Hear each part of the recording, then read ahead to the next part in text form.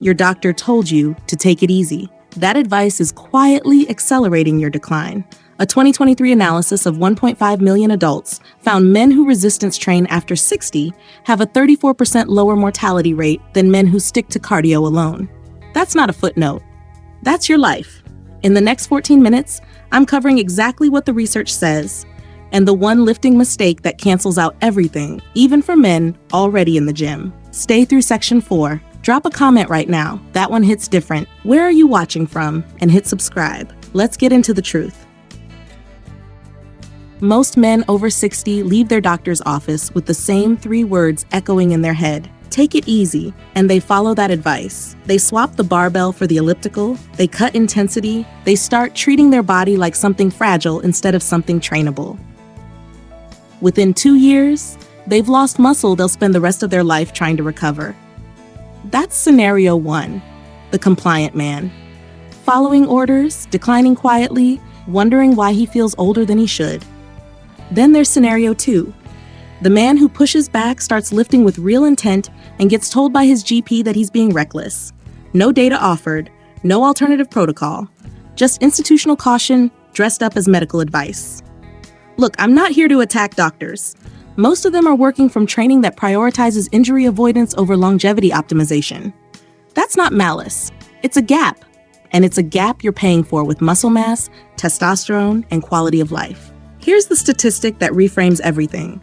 According to research published in the British Journal of Sports Medicine, men who resistance train after 60 show a 34% reduction in all-cause mortality compared to men who rely on cardio alone. Not a modest improvement, 34%.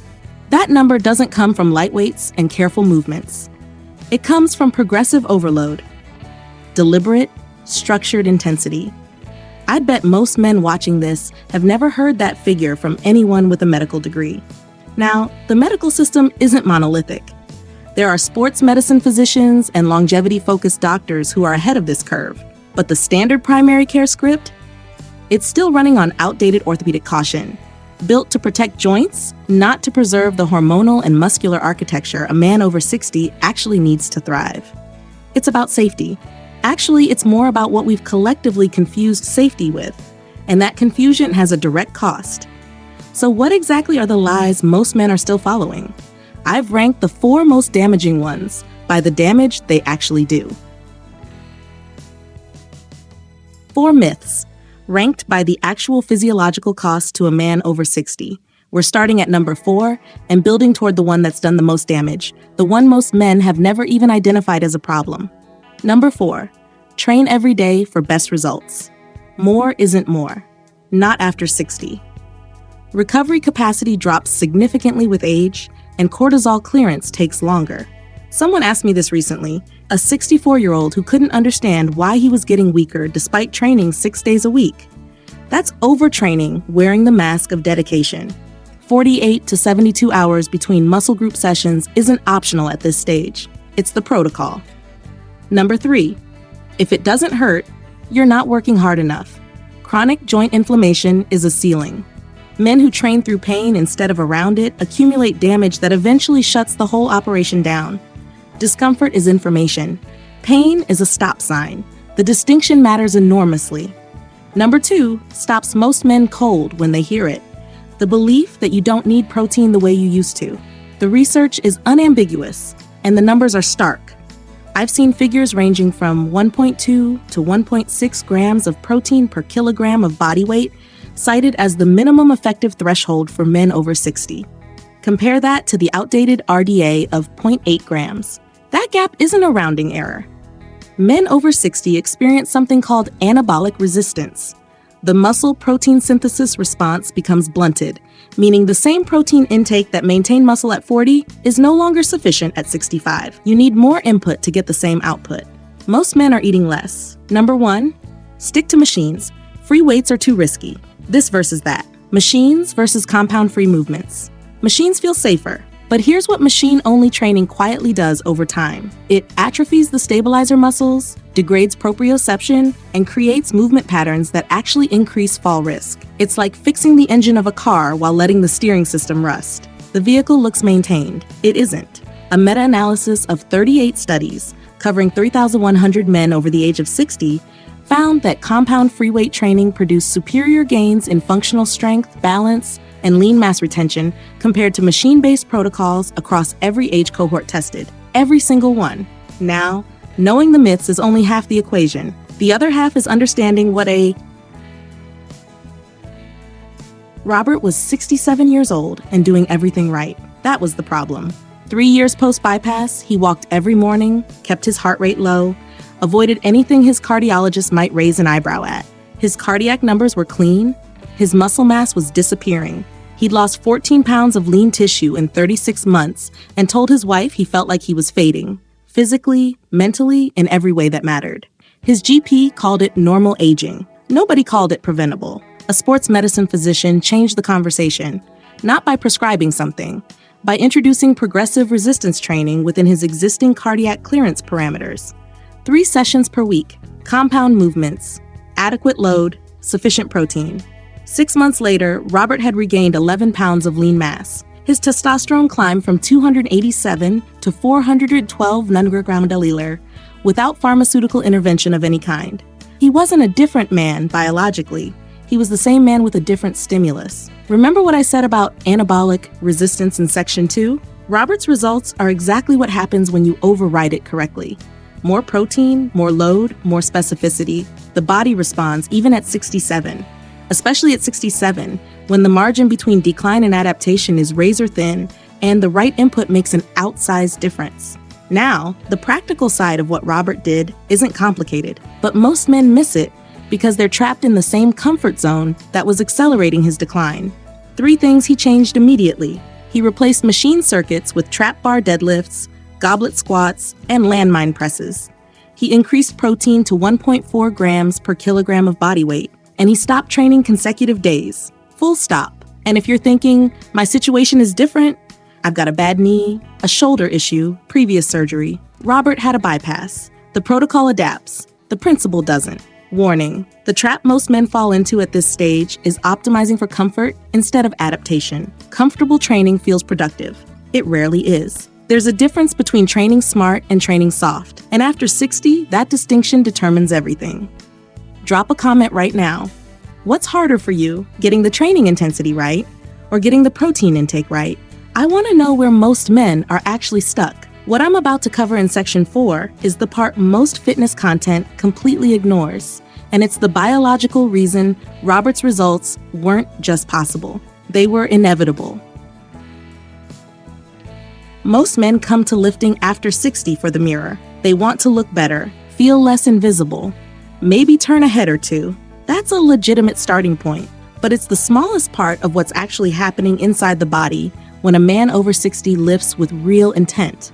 A 2021 meta-analysis published in the Journal of Strength and Conditioning Research analyzed 49 studies covering more than 4,200 men over the age of 60. Men training at or above 70% of their 1-rep max showed testosterone increases between 18 and 26% in 16 weeks, without supplementation, without a single prescription. Read that again slowly. That is a hormonal shift that most men are paying thousands of dollars annually to replicate through clinical intervention, and a barbell is producing it for free. This is what I believe separates the men who transform after 60 from the men who maintain at best. Understanding that the weight room isn't a cosmetic tool, it's a pharmaceutical one. Now, the vulnerable truth, and I'll say this plainly because it matters. Starting this process after years of low-intensity training is hard. The first 8 weeks are uncomfortable. Strength comes slowly, doubt comes quickly. Most men quit in that window, right before the hormonal response kicks in and the body starts to shift. That window is where decades are won or lost. Beyond the hormones, something else happens. And this is harder to quantify, but impossible to ignore. Men who train with real load after 60 carry themselves differently. Not because of the muscle, because of what the muscle represents. The daily evidence that they chose difficulty when the easier path was right there. That compounds. Non-negotiable. The confidence that builds isn't vanity. It's the byproduct of a man who knows physiologically and psychologically that he's still building, still ascending, in a culture that's already written him off. Flip that perspective completely. This isn't about looking rare, it's about being rare. The man over 60 with genuine strength, elevated testosterone, and the discipline to have built it, that man is a statistical anomaly. And anomalies get noticed. What most men don't realize is that everything I've just described can be completely undermined by one specific training error. A mistake so common, so accepted, that most men don't even recognize it as a mistake. Here it is. The mistake that's sitting inside almost every training program built for men over 60, including the ones designed by people who should know better. Chronic high-rep, low-load training. Sets of 15, sets of 20, light dumbbells, careful movements, long workouts that feel productive and produce almost nothing. Not because the effort isn't real, because the stimulus is wrong. Fast-twitch type 2 muscle fibers are the ones aging fastest in a man's body after 60. They're responsible for functional power, metabolic rate, and structural strength, and they do not respond to light loads. They require recruitment, which only happens when the resistance is sufficient to demand it. 12 to 15 reps with a weight that doesn't challenge you is essentially leaving those fibers untouched. Undertrained, atrophying quietly while you work hard enough to feel like you're making progress. This versus that. 15 reps at 40% of your capacity versus 8 reps at 80%. One maintains the illusion of training. The other actually trains. The non-negotiable. Working sets between 6 and 10 reps, leaving 1 to 2 reps in reserve on 3 foundational movements: trap bar deadlift, landmine or dumbbell press, goblet squat, or leg press with a controlled lowering phase. 3 sessions per week. That's the floor. Everything else builds from there. The question isn't whether this works. The research I've cited throughout this video answers that definitively. The question is whether you're willing to trade comfortable workouts for effective ones. 6 months from now, you'll either be the man who kept doing what felt safe and stayed exactly where you are, or the man who applied sufficient load, rebuilt fast twitch fiber recruitment, and started producing the hormonal response we covered in section 4. And if you're carrying the belief that it's too late, that the window has closed, I want to address that directly. The meta-analysis of 49 studies didn't find an age ceiling on these adaptations. Men in their late 70s showed measurable testosterone elevation and lean mass gains from progressive resistance training. The biology doesn't expire. The opportunity doesn't either. Less than 3% of men over 60 train with this level of specificity and intent. That number isn't discouraging. It's the whole point. The room you're stepping into is nearly empty. Quick recap before we close. 4 myths dismantled, the hormonal truth exposed, Robert's reversal as proof of concept, and the rep range trap identified and corrected. I opened with a 34% reduction in all-cause mortality for men who resistance train after 60. Now you know why that number exists and exactly what produces it.